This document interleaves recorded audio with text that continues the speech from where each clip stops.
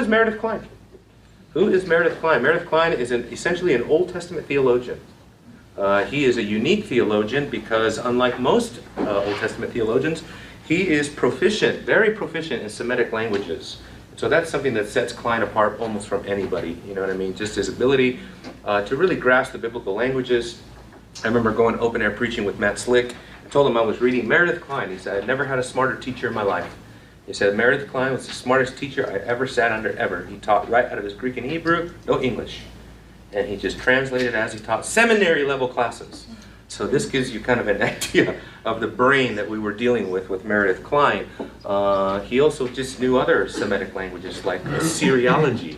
You know, who studies that anymore, right? Well, Kline did, you know, because he saw the benefit of knowing some of these languages going back to the ancient Near Eastern time and things like that. Kline is known most of all for the works that he has written, but also bear in mind that some of the best Old Testament scholars that we know of today sat under Kline and benefited from Kline and were taught by Kline. Just some names that come to mind. Tremper Longman comes to mind.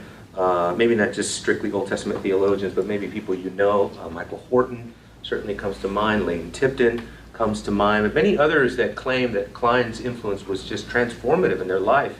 Another one is Gleason Archer. I don't know if you guys know who Gleason Archer is, but Gleason Archer recently died here, maybe about 10 years ago, 8 years ago. Gleason Archer, 27 Semitic languages. He was one of the greatest Old Testament scholars that ever lived.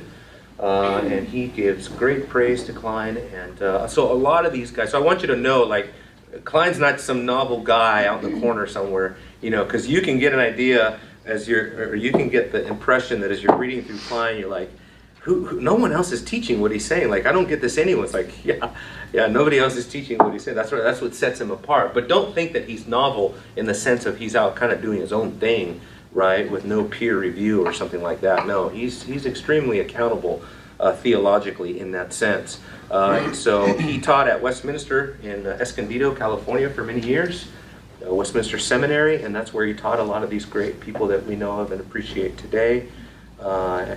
Yeah, so anybody do any other research on Kline that you want to add, or any other aspect of his life that I didn't bring up or anything like that? No? Anyone? No? He was a proficient, he was a prolific, from my understanding, he was a prolific violinist as well. And I thought, wow, can you imagine the theology going through his brain while he's sitting there playing the violin? You know? You know what I mean? Like, what's he worship, like the way he worships, like. Anyway, he's in the glory cloud, you know, with a violin. I see him on the storm chariot of wrath flying in the air. Those are his words, you know.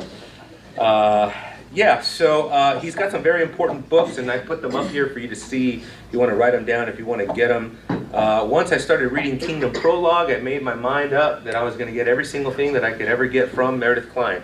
That includes works that have been done in honor of Kline.